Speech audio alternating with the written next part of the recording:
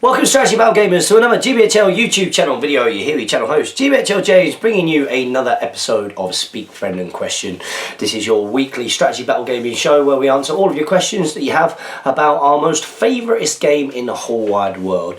Now I am here on my own this week doing this, however I do have some exciting news. You wouldn't have seen that much content from me recently because of course we have just had Desolation of Stockport, and absolutely huge apologies to everybody who couldn't make it, who was looking forward to all of these player interviews and army showcases, but unfortunately we did absolutely zilch filming that weekend. There are a couple of reasons. Jamie of course has got the original camera and was very busy doing sort of the running of the tournament on the day.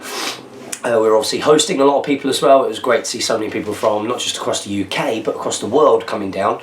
So of course we're very much playing hosts and spending time with, you know, old friends and new friends, welcoming new people into the tournament scene. And of course I haven't had a camera, so I wasn't able to do anything either. But exciting news, I am using a brand new channel camera, and I am actually filming in what potentially is going to be somewhere where I'm aiming to do more battle reports, which is my basement. Now you have seen I think you've seen one or two videos down here before. I think the main one that you will have seen is when Jamie and I tried to do the infamous green screen, and we've got that for our intro video welcoming people to the channel. That was the last time we were down here. Now the lighting down here is actually really good, and Jane and her mum and one of the girls who works for Jane actually came down here and had a really good clean up. So this is very much going to be a hobby room.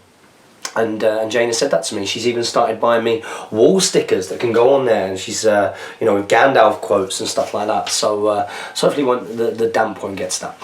So now I do have a camera, and that does mean you are going to see a lot more content from me, especially what I'm probably going to try and do, of course as long as the guys are okay. I'm sure they will be, because there's not a lot of content coming from us at the moment. Is I do have the wedding coming up and do have the honeymoon, and what I would love to do is just film an absolute bunch of content before that closes in, so that you guys have got some stuff to enjoy over a nice period of time. So this is Speak Friend and Question. You have to excuse me.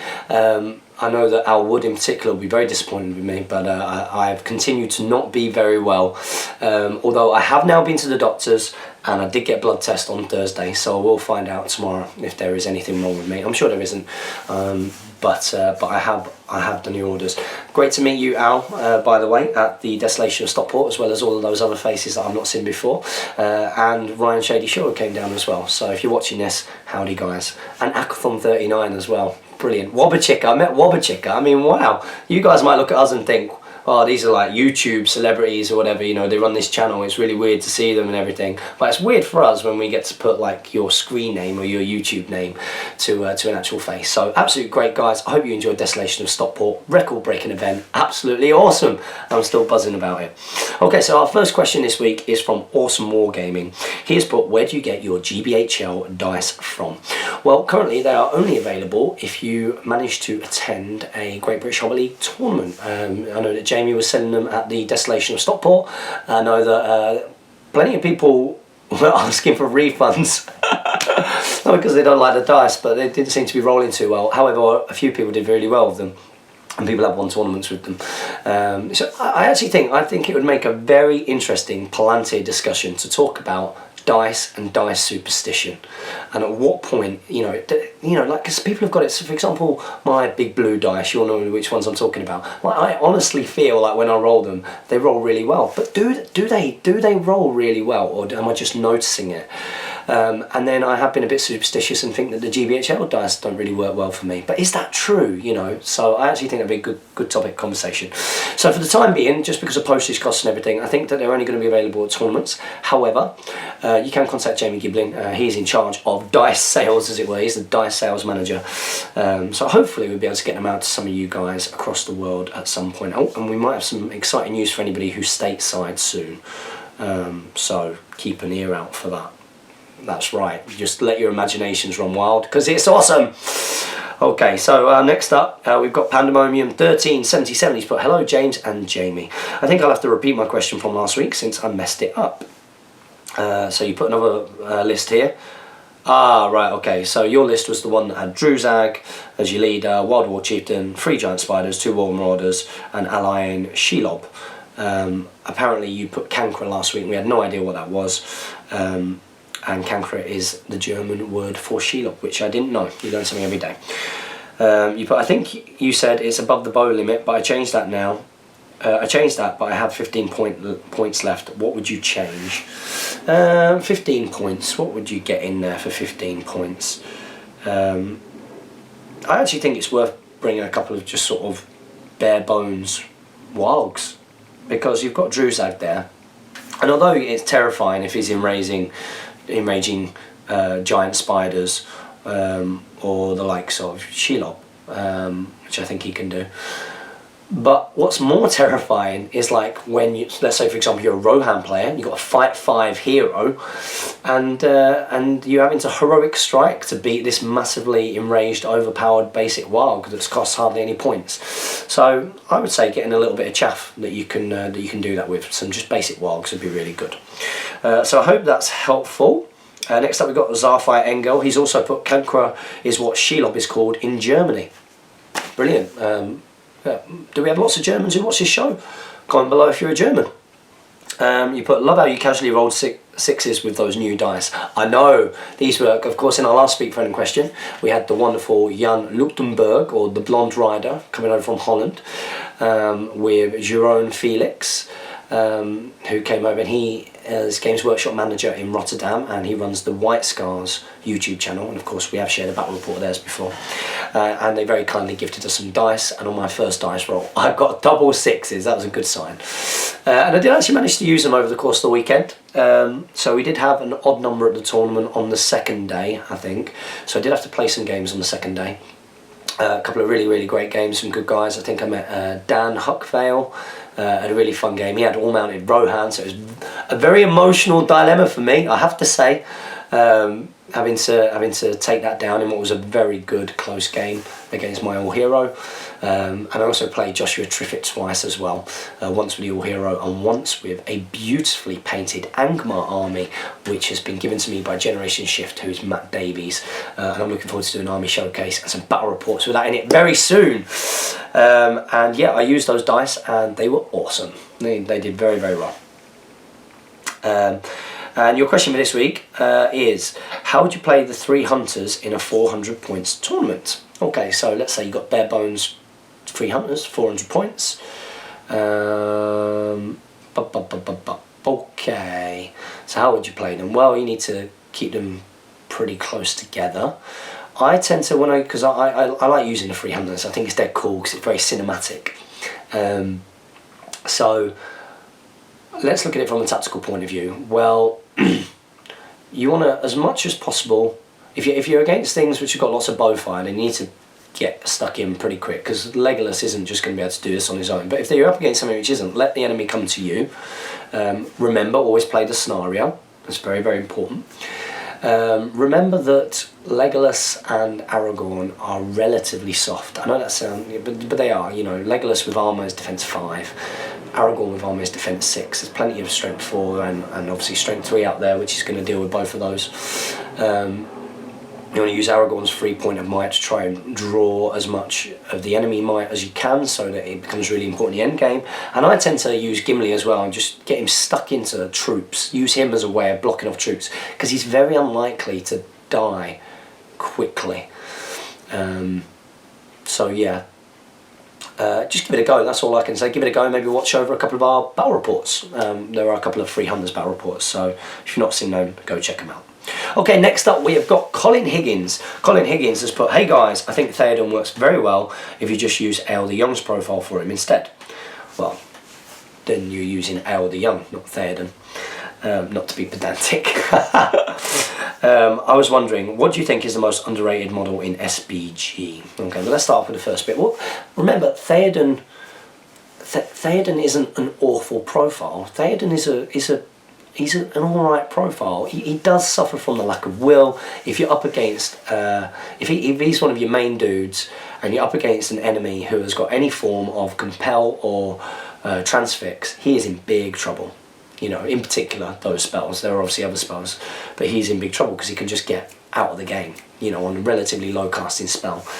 And the reason why we talk about Theoden not being great is because we're more talking about list optimization and a hierarchy. But that's not to say that Theoden can't do well in a list, as has been proved by a few players. Dan Huckwell brought Theoden, and that's probably not a good example because he did get smashed by Aragorn. But you expect Aragorn to do that to a Theoden, I think. But Tom Harrison has brought him a few times and has done very well with him. So yeah.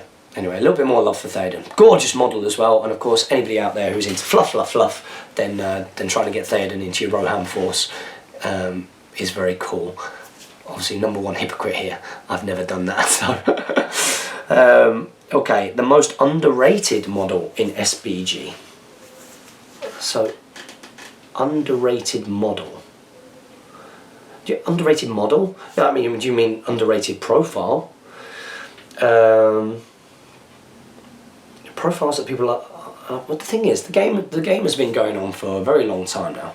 So excuse this very cop-out-ish kind of answer. The game's been going on for a long time now. It's been played by tens and tens of thousands of people.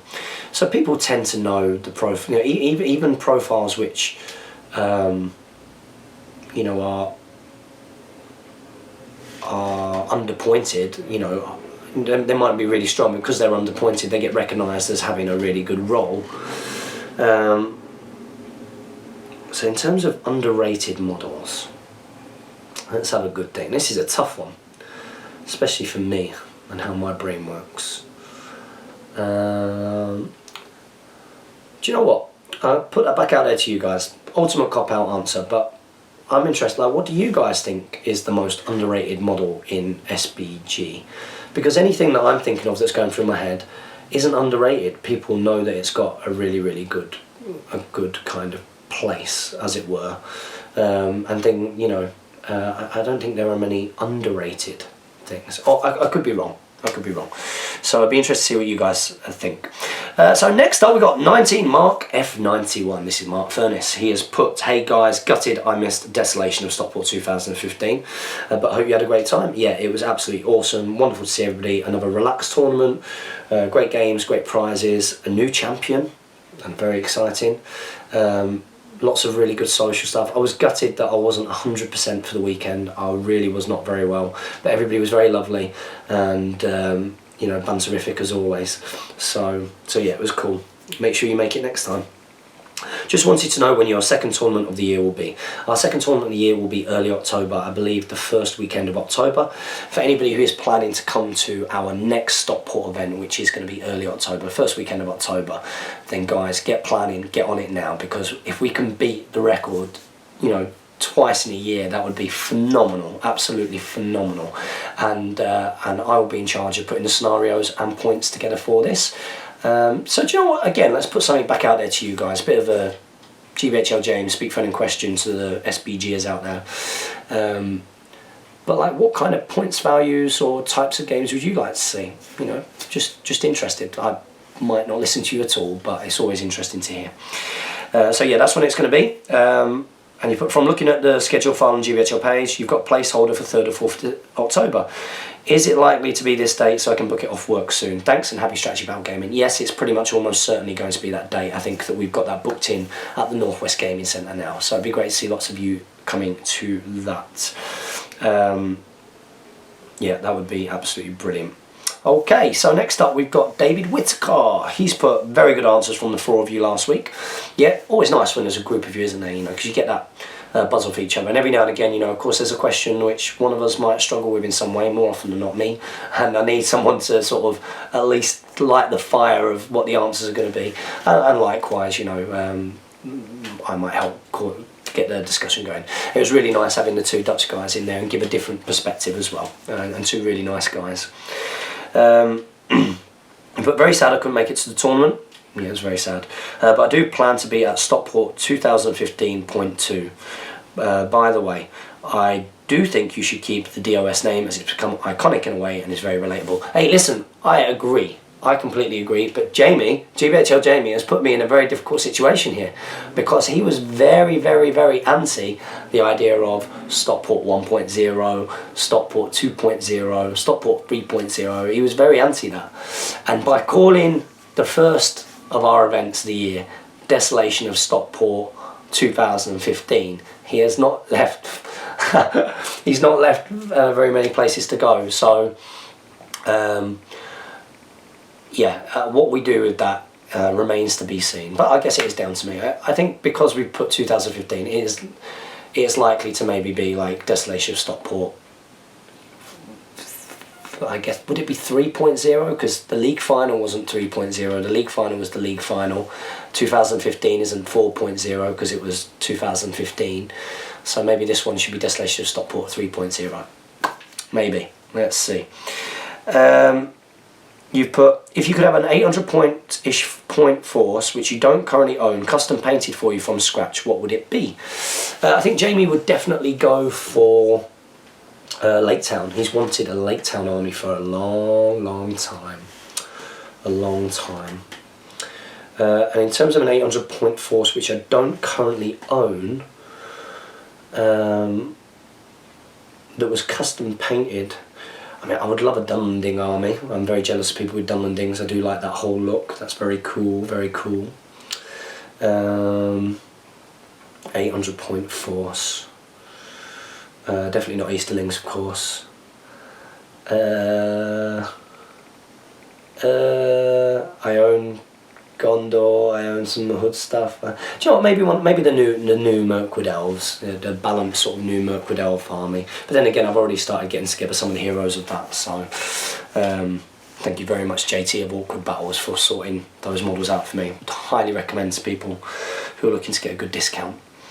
Thank you very much anyway for your question, David. Next up we've got Akathon39. I met this brother at Desolation of Stockport. He's a cool dude.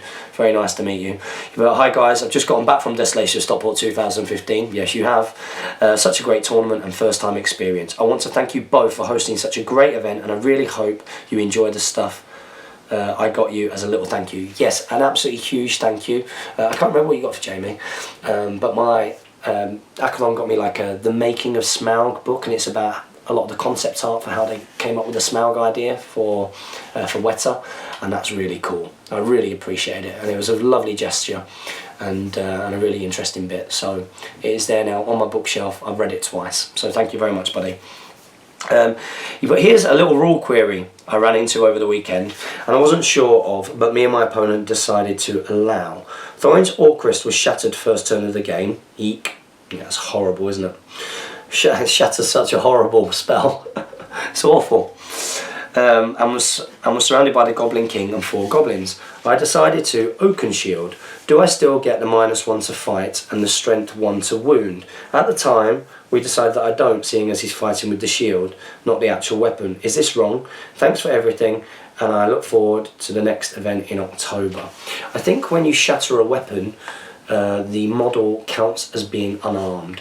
So I don't think it matters that he has a shield. I think if you shield, you still get... Because being unarmed is -1 to win the fight and -1 to wound.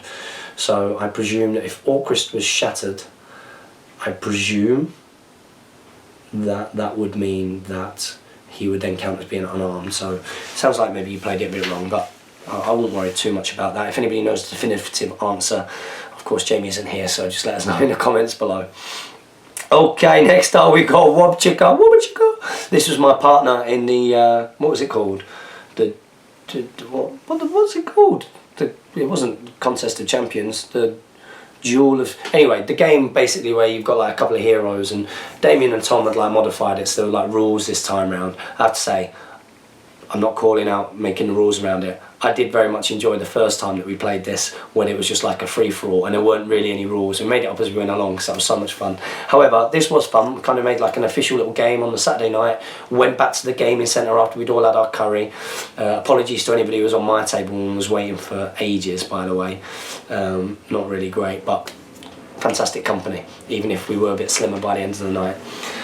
So we went back to the gaming centre, lots of drinks were being had, everybody got involved in this thing, and me and Wobchika, we took 2 Rivendell Knight captains into it, and we ended up in the final actually. But Dan Huckvale shot me off my horse, and I didn't forget that when I played against him, and he's all mounted Rohan, so yeah, it was good to play with you, pal. You put Hey guys, coming back into the loop again, guilty look. Yeah, good to have you back. Firstly, it was great to meet you guys and it was a great event. Looking forward to the next one. Yeah, fabulous. I mean, every single person whose first time it was had a brilliant time, and that is one of the big standout things about our wonderful community and the Great British Hobbit League in general. And hopefully the Stockport tournaments. Obviously we're very lucky, we've got a very good platform in this wonderful YouTube channel to be able to reach a lot of new players or get people interested who've not been playing a while. So that does tend to mean that Stockport is a really good place for new people to come and try a tournament, because there is no place where you sort of feel more welcome. That's not cussing any other tournament, but there's just so many of you whose first time it is. It really creates a nice chemistry. So I'm glad that you all had a good time. You put, my question this week is about the GBHL dice. I forgot to buy some while I was up. I was wondering if there's any other way to get them. Speak to Jamie Giblin. He is Secretary of Dice. So anyway, you put spoilers for the campaign below. So anybody who's not been watching the campaign, put your fingers in your ears. Bonus question, why did you aim to kill Merry in the campaign? Everyone knows that Pippin is the one to kill. So a little bit of an in reference there to the Saturday night where Pippin managed to kill tons of stuff and ended up in the final of that duel game. So Warbachika, thank you very much. You're in the loop now, make sure you stay in it, pal. Next up we've got Rosato Sean. He's put, hey lads, I've got a list that I would love you guys to check out for an 800 points tourney in the next couple of months that's happening in Australia. Your first warband is Ganbury Gan with 10 Woses and a Great Eagle. Warband 2 is Guahir with 10 Woses plus a Great Eagle. And then Warband 3 is Aema, Marshal of the Riddermark, fully kitted out, 11 riders of Rohan, all with throwing spears, 1 rider of Rohan with banner and throwing spear. I went with Aema over Jerkenbrand, as known in Australia, for fluff reasons. Thanks, lads. Okay, what do I think about that? Well, a couple of things. Okay, so Eagles work quite well with all-mounted Rohan because of the pace, they can keep up with each other. But you've got a lot of foot sloggers in there, you know, which you're either going to be holding back. You're going to be holding back a lot of your manoeuvrable stuff in order to sort of engage using your Woses. I think it's a cool fun list. I think you'll have lots of fun with it. In terms of the synergy together, I think the Woses would work really well as a support to Rohan. Maybe supporting Royal Guard as a front rank would be quite good. You got your defense 6, yes, only strength 3, but they're fight 4, and then you've got the Woses behind supporting them. You've got a banner in there, and then of course you've got a bit more of a solid line there. But yeah, it looks like good fun. Let us know how you get on. Aema's always a beast. He's got to be your leader there.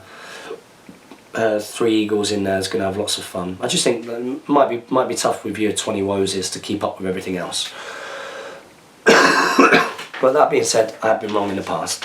Okay, so next up we've got Samuel Taylor. So excuse me while I cough. Oh, excuse me, sorry about that. Okay, Samuel Taylor has put, hey guys, that was a great one last week, really enjoyed it. Well, really pleased you guys are enjoying the channel. Maybe I'm biased because I asked the question and got a great answer. Hey, that's always the way, you know, if you ask me a question and you get a poor answer, you're less likely to like the Speak Friend in question, aren't you? But if you get a good one, then you're going to get involved. Okay, so you put, quick shout out for anyone watching who was like me, shy to ask. It's much more fun when it's interactive. I agree, and I got exactly the same experience back when, before met Jamie, when I was watching miniwargaming.com to get me into that sort of idea of wargaming. I wasn't playing 40k, I was aiming to play Hobbit. But I enjoyed watching Matt's sit and talks from miniwargaming.com because it made me feel like I was getting to know the producer of the content. And when I commented and I heard my name being written out, I mean, it was my screen name Thermo at the time, but I was very much like, hey, this is cool. He's speaking to me, and you do, like, it's a weird one because, you know, I'm no sycophant, but you do get that little bit of a thing where, hang on a minute, that guy off that screen, you know, it's talking to me. So it's nice when we've got this, and that's why Speak Friend in Question is one of the most important shows on here, and Palante has got a bit of that role as well because of the interaction with the community. It's very important. You put 2 questions this week following in the loop.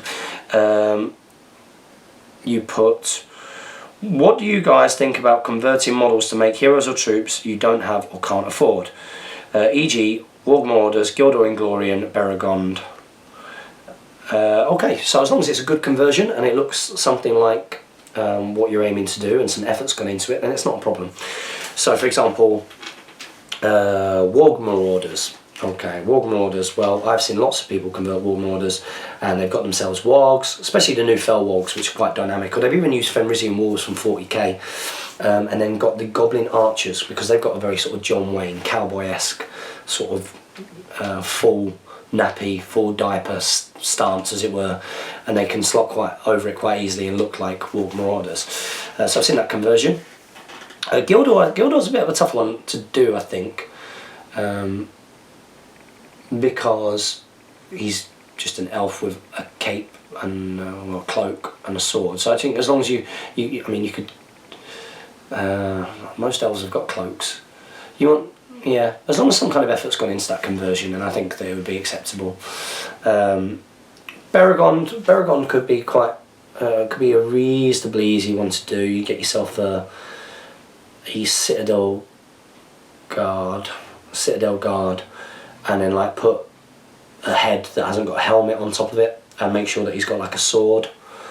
So that could, a sword and a bow, that could be a good Beragond. So yeah, I hope that helps. And you've also put second question here. I'm building out a Wood Elf force. I've heard great things about Galadriel, Protectress of Lothlorien. I'm having trouble finding what makes her so good and how to use her well. Any suggestions? This is a bad question to ask me because I have zero experience of Galadriel. Would you believe it? I have never fielded her and I've never come up against her. And in the interests of keeping my record times lately with Speak Friend in Question, I'm not going to go and find the source book. So what I suggest you do, pal, so you're still in a single loop, you've had one question answered, is wait until Jamie's around, because Jamie is a Wood Elf player. So he'll be able to give you much better answers than I will. So I'm not going to sit here and pretend that I'll give you a good answer. Okay, next up we've got Brad Thy Hipster. He's put, hey guys, is there going to be a battle report with the Mid-Sussex gang anytime soon? Not that I'm aware of.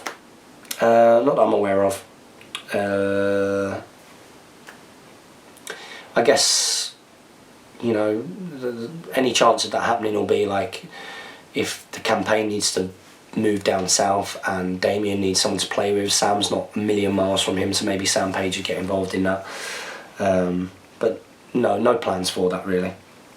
Okay, next up we've got Billy Fitzmaurice, and just to continue on from the theme of the weekend, at the weekend Billy came in late and had to concede his first game, coming in like a drowned rat because it absolutely smashed it down on him, and he was on his way back from an awards ceremony for his line of work, which is care work.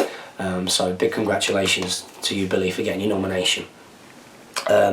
You put really enjoyed seeing the Dutch duo and Speak Friend in Question. I agree. Well, they're lovely guys, and you know, I was lucky enough to be able to. I've still not played Jon. You know, I've still not played the Blonde Rider. That needs to happen.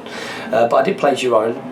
Played against his Easterlings on the evening. They're just both great guys. Nice to spend time with them, and hopefully we can get them back again soon.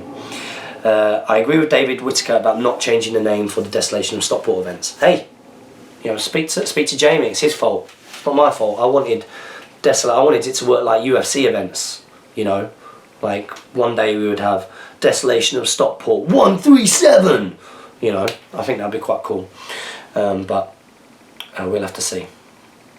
I mean, and those of you that do like the Desolation of Stockport name, you could do me a huge favour. How do we solve the predicament that has been put to us by the first Desolation of Stockport of this year being called 2015? How do we get past that? Suggestions below. You put, however, if you would like to change it, then I have a couple of suggestions. How about the Fellowship of the Subscribers or the Battle of the Many Subscribers? Clever, right. Well, you are of course a genius, Billy. It was nice to see you at the weekend, and thank you very much for supporting us as always. Next up we've got Larry Miller. We missed you at the weekend, Larry. Here's a question for you guys. Delete as appropriate. How many points do you think an extra attack on a warrior is worth? Most Sons of Ale, Berserkers, Ferals, etc. pay only 1 point, the same as a typical stat increase, while Corsair Reavers pay 2 points and Iron Guard pay a massive 4 points, probably why Iron Guard spam is less common than Feroka and Corsair spam. I feel the extra attack is much more beneficial than a single increase in another stat, so should probably be pointed more. Interested to hear your thoughts. Yeah, I think that the attack characteristic should be worth more. I think an extra attack is, for a basic warrior, is worth at least 2 points, I would say. At least. Because, you know, it's that, I mean, I think we had a question last week about, you know, do you choose higher defense or higher number of attacks or higher strengths, higher fight value, and very much Jamie, in my opinion, is if you're winning the fights, if you're most of the time, if you are stacking the odds in your favour to win the fights, so these are things like more dice, so, and that's more attacks, or high fight value, or getting charges off with cavalry, having banners, all of these kind of things. Stacking the odds in your favour to win the fights. If you win in the fights, then the enemy can't wound you. So we're both very much of that opinion. So yeah, I would say maybe 2 points. Okay, so next up we got Quinn Duggan. He was a latecomer to our tournament at the weekend, so it was good to see my nemesis Quinn, who's never ever beaten me, by the way, never beaten me. He's put, "Hi guys, it was great fun at DOS." So the list I took to DOS was the Undying on Fell Beast, 30 Morannons, all with shield, 15 with spear, 1 banner, 1 Spectre, a Shaman on Warg, and a Taskmaster. How do you think I should expand on this? Whew, I don't know. Seems like a pretty good list to me. Good strong leader, solid troops, banner for to the death and for getting your rerolls, a Spectre in there, Shaman for your fury, a Taskmaster for the extra might. What might you think of doing? I mean, you got Undying on Fell Beast, so I guess the Fell Beast you've got your monster element, although Undying isn't the best in combat out of some of the raids. So maybe some kind of monster element would be quite cool, without allying in from other factions. You know, we don't want to say, right, yeah, plop a shade in there, that'd be cheesy.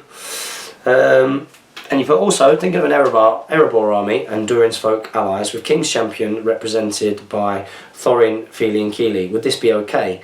Keep in mind I would have Feely and Keely holding banners. I think if the conversion work was there, then I think that's possible.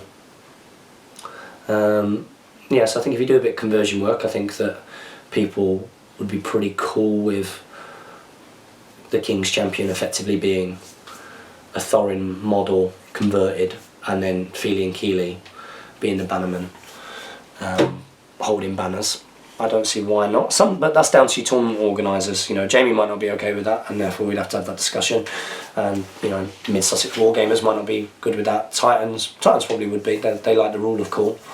JT tends to be more relaxed in Huddersfield, so probably be a no.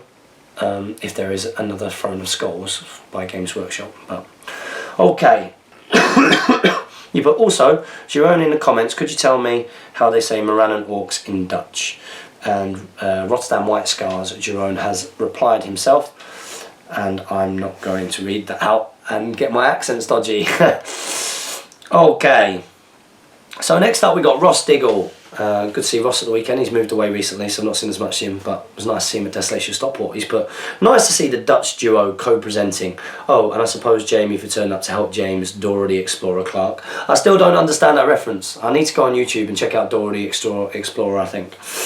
You put, I hope they take up my idea for the Dutch League being the Orange Hobbit League. Yeah, I think they like that idea. Question for the week, what satisfaction difference is there from playing in a tournament and running one? Ooh. I get a greater sense of satisfaction from running a tournament, massively, because, like, don't get me wrong, I love playing the game, playing games can be, not always, it can be a stressful experience. And when you're playing games back to back, after all, it can be very tiring as well. I'm not taking away from it. It's, but and running a tournament, there's a certain amount of admin that goes involved. But it is so rewarding when you look around and you just see tables and tables and tables of people smiling and laughing and having a good time and enjoying being there, and seeing them enjoy the social side of it, and seeing new people being welcome in, and there not being any cliques, and that's hugely satisfying. I guess you could. I guess I could probably liken it to what I do for a living. So of course I am a personal trainer, as you probably aren't aware. I'm a personal trainer and I run a gym and a fitness company. And I originally got into fitness for myself, for training myself, because it made me feel good. It made me feel good. It was a form of therapy. Just like with SBG, I didn't get into SBG just to run tournaments. I got into SBG because I love Lord of the Rings. I like the game.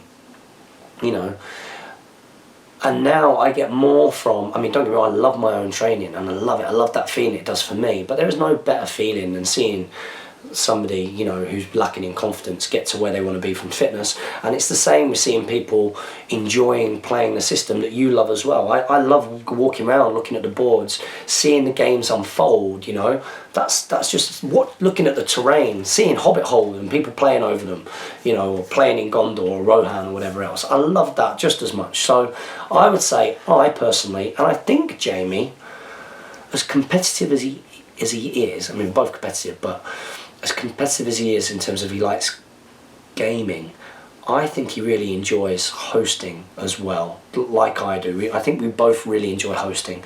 So hopefully we'll find a way to do even more tournaments at some point for you all to get involved in. So I hope that's a good answer for you, Ross. Next up we have Rotterdam White Scars. So this is Jerome Felix himself. He's put, hi guys, first off, thank you for having us in the Speak Friend and Question. It was a pleasure. It was good to have special guests.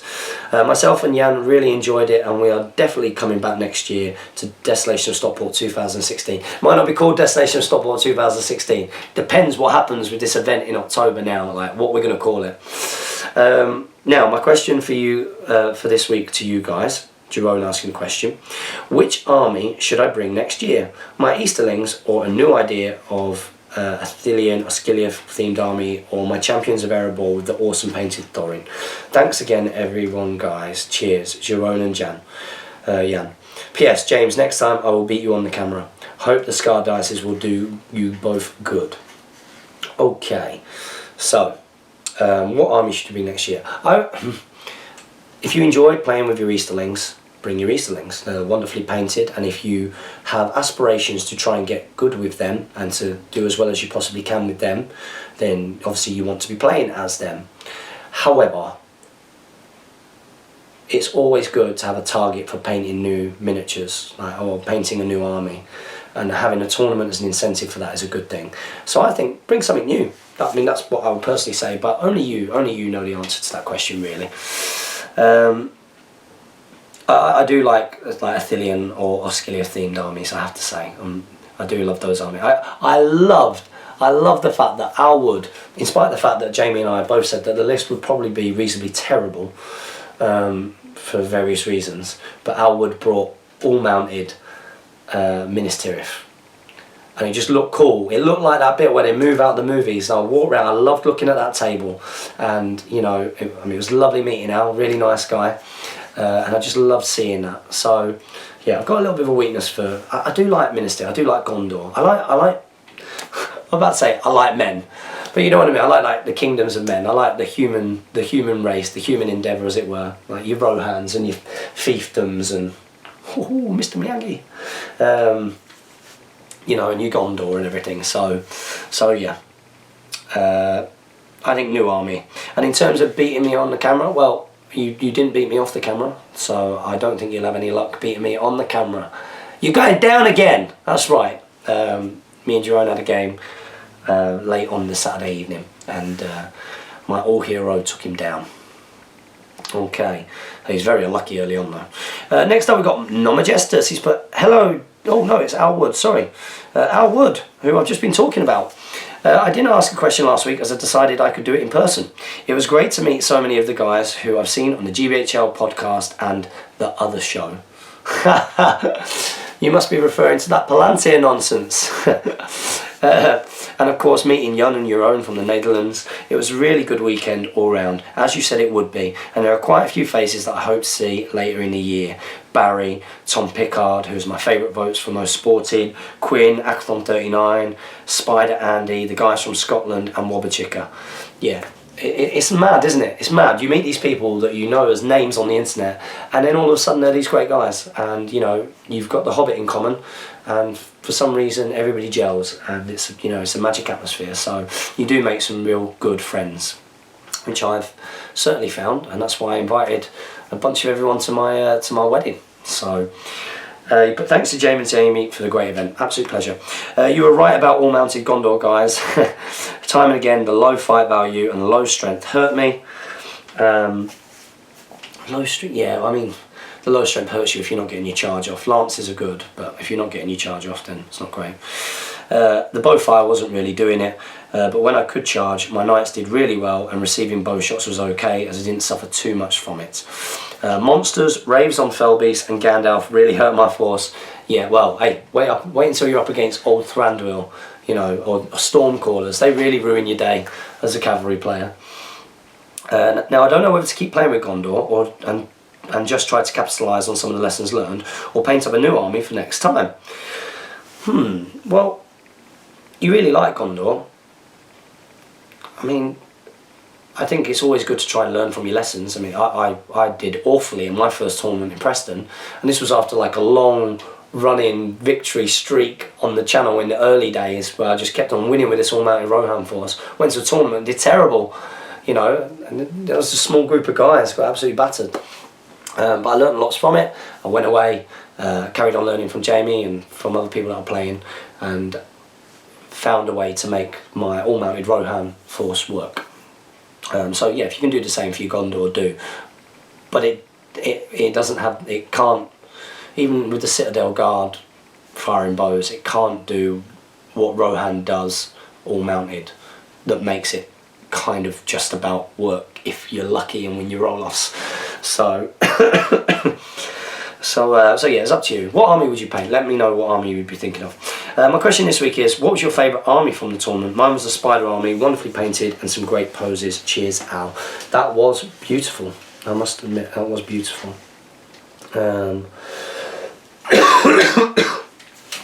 It's such a tough question. There were so many gorgeous armies, like really gorgeous armies. Wow. I really loved Jon's Galadrim. They were very, very nice. Yeah, I really did like that. But it's so hard to pick. I mean, obviously, we did best painted, and it was so difficult. Of course, Murtaugh, James Baldwin of Yggdrasil's Paint Studios, his Radagast on Eagle and Wose's were very nice. Matt Davies was there with some of his old Kirafungal force. That was beautiful. Some really nice Rivendell Knight armies out there. Some nice Hobbit armies. There were some really nice Rohan armies. You know, some really nice Rohan armies. Ian Marley brought a nice one. Dan Huckveld brought a nice one. So yeah, some really beautifully painted armies. That Spider army was gorgeous as well, I must admit. So next up we do have Non-Majestus. He's put, hello James and Jamie. My question for this week, have you ever been to a country outside of Europe? I love to travel to different countries, and I'm very interested in learning about culture and way of life in different regions in the world. As always, thanks for the great content, and greetings from Germany. Another German subscriber. I was going to try and do some German then, and then completely failed. Well, Dankeschön for your question. See what I did there? Okay, so countries outside of Europe. Yes, I have been to countries outside of Europe. I went to Florida when I was 10. I went to Disney World, so I've been to America once. I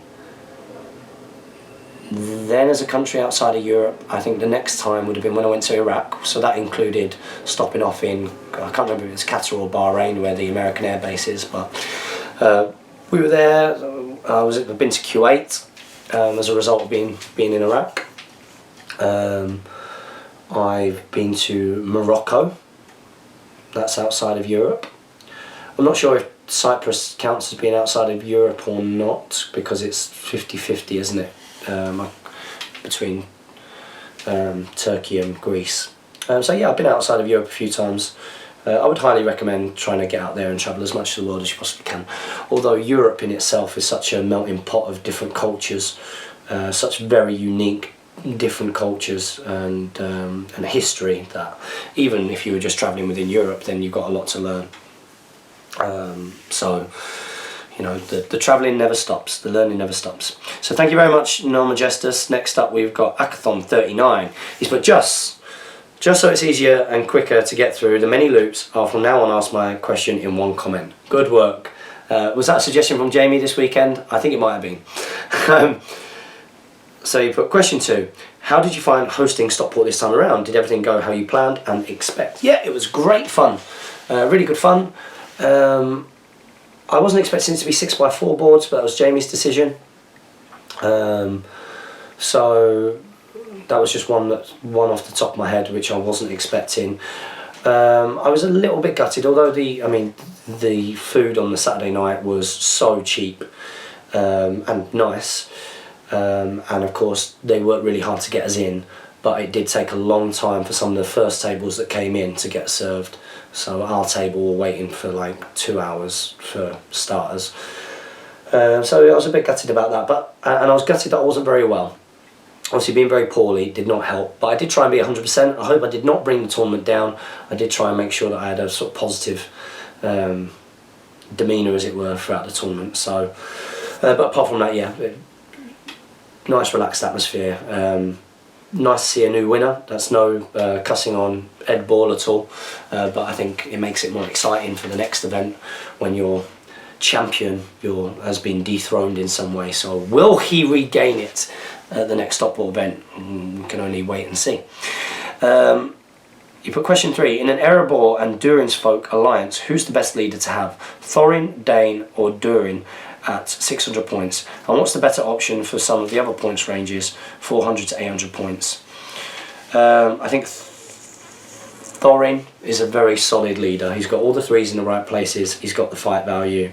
He's got a couple of neat special rules. So if you need him to survive, having the Oaken Shield, you know, doing all that shielding, still getting hits back, I think Thorin is a solid choice at 600 points. Of course, yet Dane and Durin have got... is Durin defence 9 or is he defence 8? But he's only fight value 6. And has Durin only got 1 fate? I can't remember. But I think Thorin is a good choice. And in terms of other choices, I would always say look to, for your leader, there are things that you need to consider. What kind of force have you got? What scenarios are you playing? Do those scenarios give away VPs for leader kill? As such, does your leader need to be survivable? Is your leader going to be in the thick of combat, or can he afford to be someone who is out of combat and doing a completely different role? So these are the kind of things you need to think about with your leaders. So I hope that helps, Akathon. And again, it was a pleasure to meet you at DOS, buddy. Next up, we've got Sackbot10. He's put, hi guys, my question this week is, have you watched Avengers Age of Ultron? And if so, did you like it? Thanks, guys. No, I've not seen any of the Avengers movies. I'm very sorry. I can't answer that.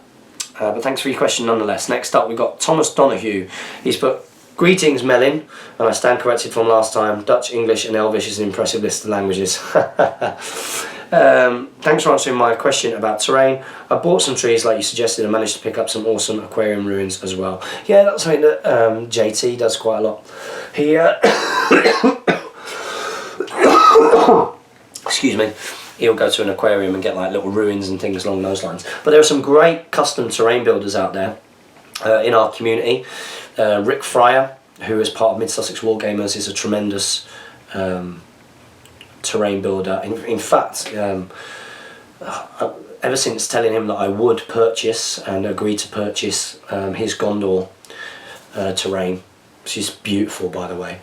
I've not spoken to him, so hopefully we'll have that on the channel soon. And there's also Alex Wargamer Wright, who made a Hobbit hole for Jamie, and also a display board for me, which I will be showing off in a video soon. So so yeah, getting some custom Lord of the Rings terrains is a good choice.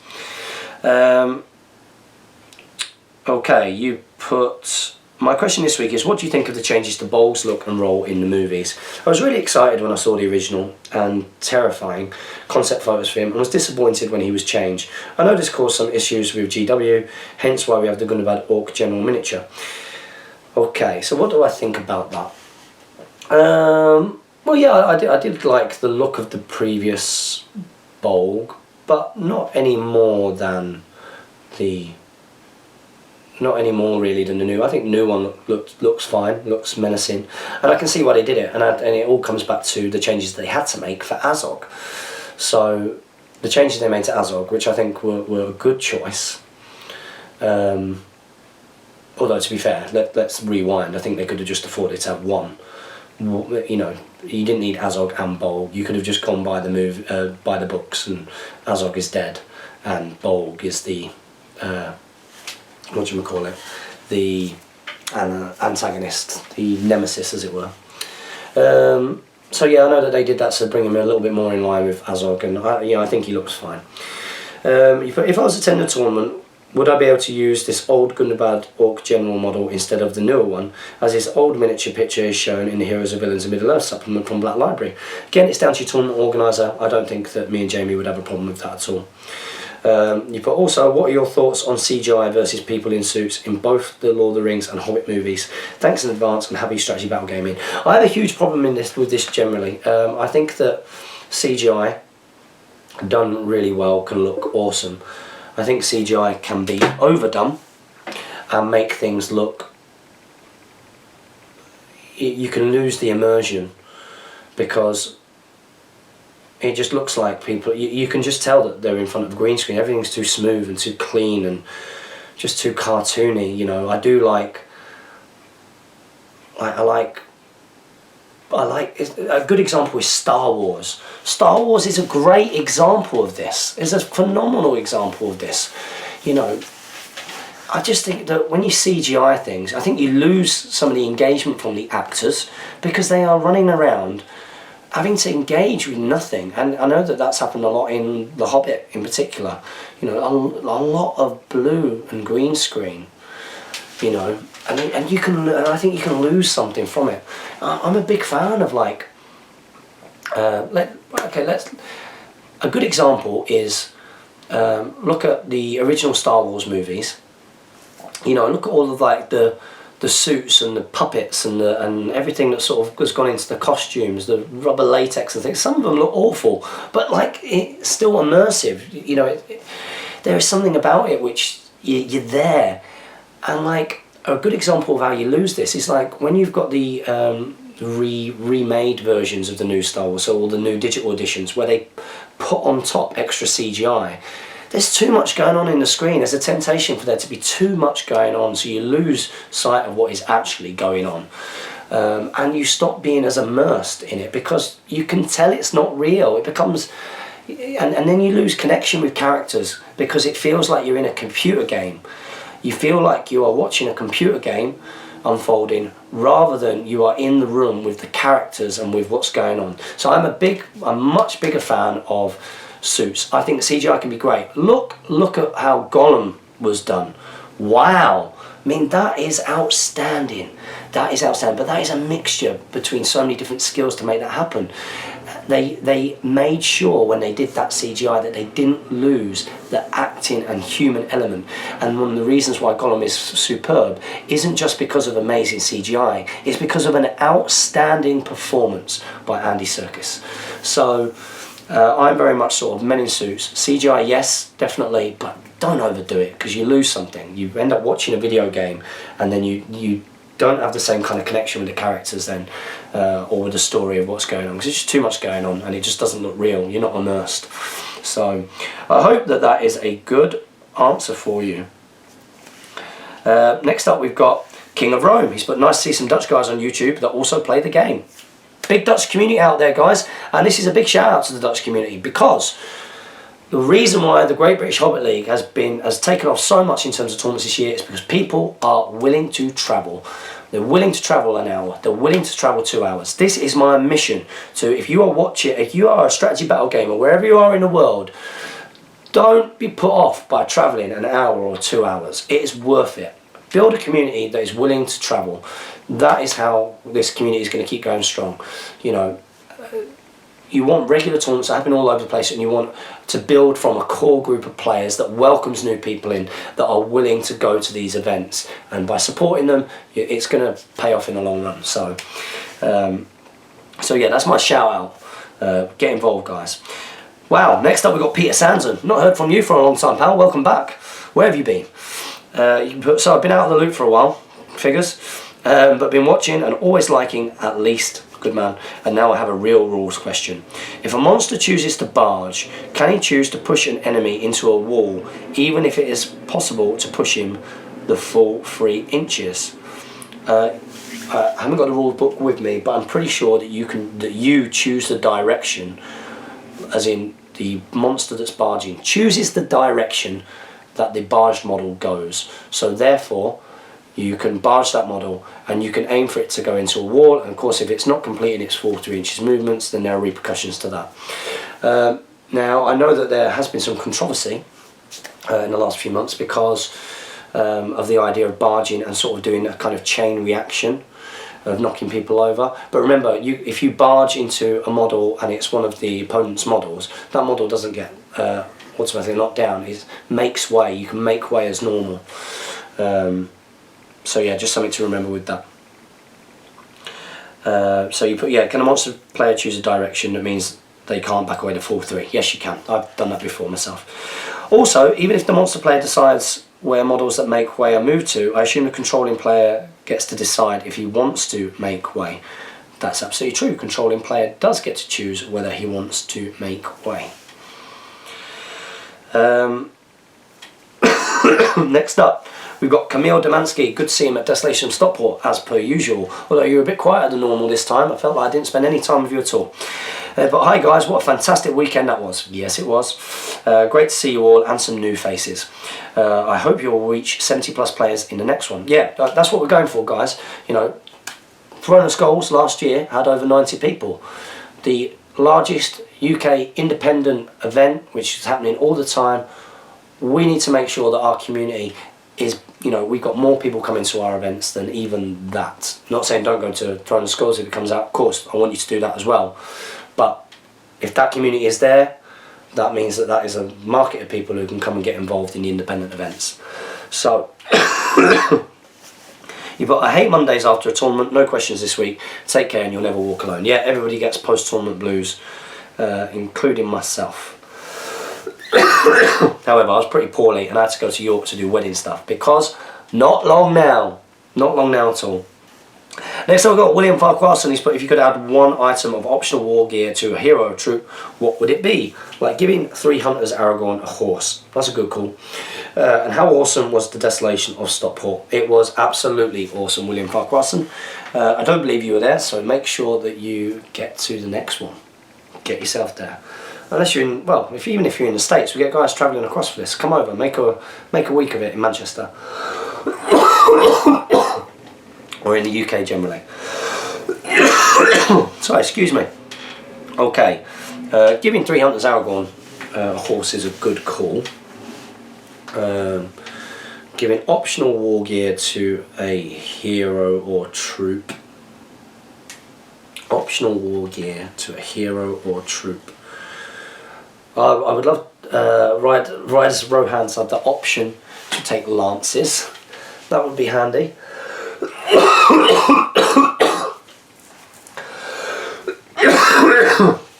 I'll tell you what would be good. If my Sons of Ale could take an elven bow, that would be cool. Or a great bow, that'd be even better. Because then they could do the whole Rivendell Knight thing, but better in some ways. What else? What would I add? Heroes or troops? I know it's a really basic one, but like giving Rumil a horse would be amazing. Rumil on a horse would truly be awesome. I think giving heroes that can't take horses is always a beneficial thing, which is why we had the Miras scenario at the league final last year, where if you won that, then you got to mount a hero on a 12-inch movement armoured horse, pureblood steed. I think a basic Urukai captain on a horse is lethal, so yeah, horses are a good choice. And you also put about the German word for Shelob being Cancra. So next up we've got Dan Hutvale, who was one of my opponents at Desolation Stockport on the final day. And who shot and killed my horse on the Battle Royale thing. So, naughty you. Thanks James and Jamie for Desolation of Stockport. It was such a good event and great to finally get on the tournament scene. Welcome, and welcome to everybody whose first tournament it was. You know, that's it now, you're in. You know, there is a in the loop in the tournament scene as well. You're in, you have to be addicted, you need to go as many as possible. Not just ours either, go out there and try out all of the other community tournaments as well. They're all good. No question, just want to say thanks to James for my final game against him. Yeah, it was good. It was a good game. It was a good game. Hopefully you learnt a few things during that game, because I know you're a relatively new player and playing against all hero.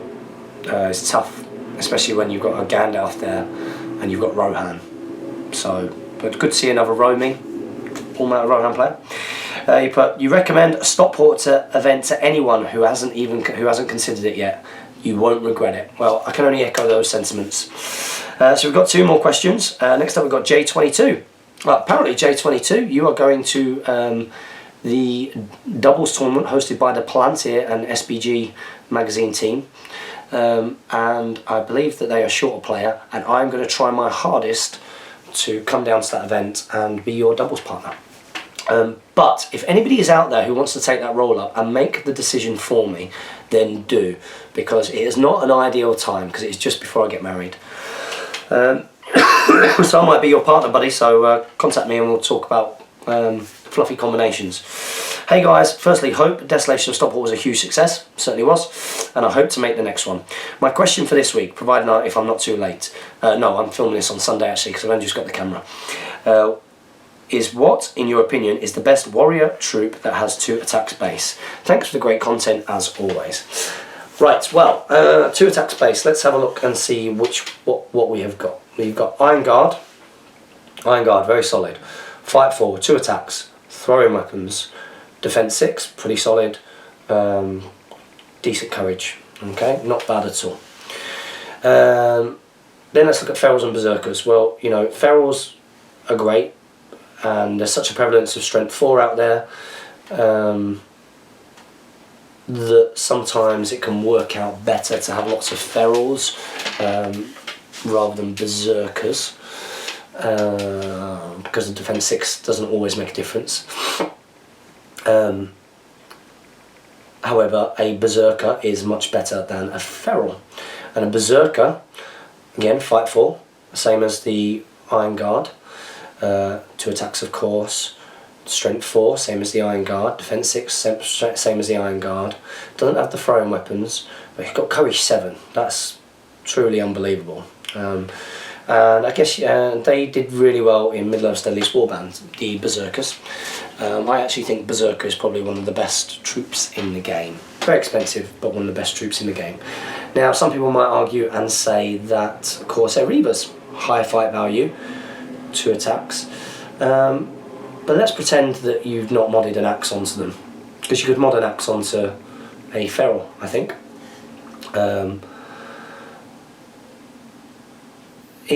They're only strength 3, so fight 5, 2 attacks is great because you'll be winning the fights, but strength 3 and they're only defense 4. Defense 4 is going to go down quickly, and are they relatively low courage? Are they courage 3? Courage 3 or courage 4?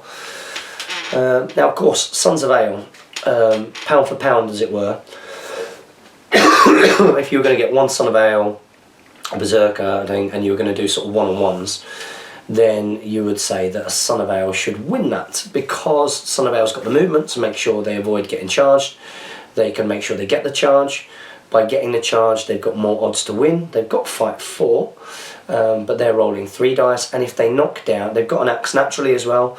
If they knock down, they are probably going to kill any of those others. However, they are expensive.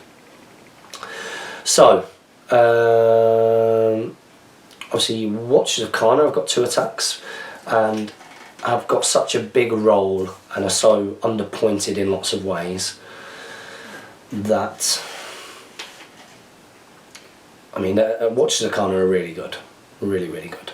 I think I'm going to say sort of the best 2 attack cavalry.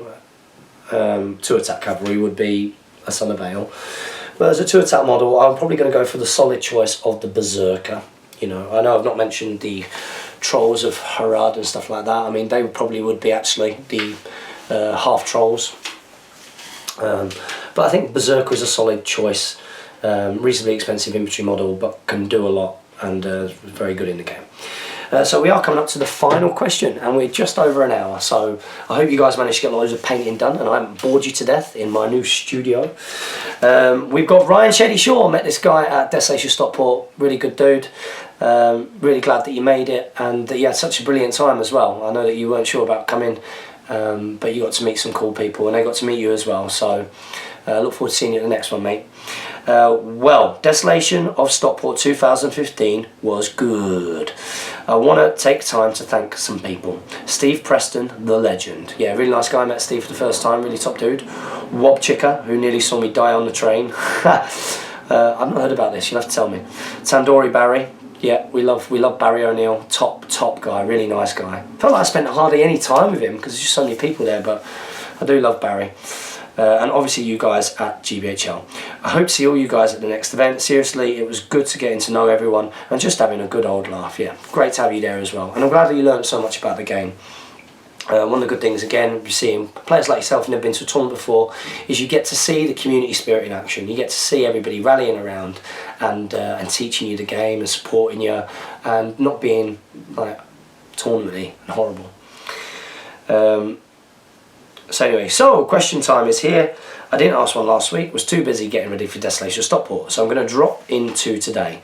Question 1, how does it feel to know you guys hosted the biggest independent Hobbit SBG tournament? It feels good. It feels better because by doing so, you know, we've managed to get even more new players to get involved in the tournament scene. New players who will hopefully go and visit Titans, who will go to Slayer Gaming, who will go to Mid Sussex Wargamers, go to Stirling. Stirling's one of the best events you can attend. It's a long way, but well worth the trip. It was a guy from Stirling Wargamers who actually won Desolation Stockport, Chris Murphy. So yeah, it feels really good. We're both very proud of it, and we want to do it more. So if you guys want to see it more, let us know. If you want to come to Stockport, you want to see more tournaments, get in touch. Question 2. Is the dragon, the big red one, in the Morio and Angmar book, and the Tainted worth purchasing? Because I think they look cool, but I don't know if they would be good to play with. From all accounts, the Tainted is awful. But a dragon... Dragons are cool. Dragons are good fun. They can be competitive. They do have their weaknesses. Just like ever when recommending model. If you like the model, go for it. Same with the Tainted. If you like the model, try and find a way to make it work. But people generally say that is the worst named wraith. P.S. Once again, it was a blast meeting you guys and everyone else I spoke to at Stockport. Ryan Shady Shaw is my Facebook name if you want to add me, because I've forgotten everyone else's last names. I'll get on that. Oh yeah, James, did you invest in that training bra? Ha ha ha! Are you calling me out again, pal? Don't, I'll rap battle you to death. That's right, I'm waiting for you. Calling you out for a rap battle in the 313 whatever SK 39BP. That's actually my postcode. Us Brummy's always getting the last dig. Thanks, Ryan Shady Shaw. Well, that's one thing that we've learned about YouTube, is that actually the person with the camera always gets the last dig. So although my bra size is pretty large, I'm pretty chuffed with the progress that I'm making before the wedding. So yeah, I can handle any sports bra jokes. So guys, that brings us to the end of this week's edition of Speak Friend and Question. Again, apologies that Jamie and I aren't together. I actually really wanted some of the guys to come down last night, Saturday night. You know, Jamie was at a hen do. I had a free house from 4 o'clock until, like, I went to work at 10 o'clock this morning. and you know, no one took me up on it. You know, poor me. I was going to film loads and loads of content. I was going to get the camera beforehand and film loads of content, but no one could make it, unfortunately. So yeah, I'm going to try and get loads of content for you guys for the next few weeks, because of course I personally aren't going to be able to contribute, and I'm a big believer that regular content is important. I know quality is also important, but I'm a big believer that quantity is one of the reasons why we've got so many people back into the Hobbity way of thinking. So don't forget to comment, like, share and subscribe. Support your Hobbit hobby. Follow us on Facebook and on Twitter. And as ever, team, happy strategy battle gaming.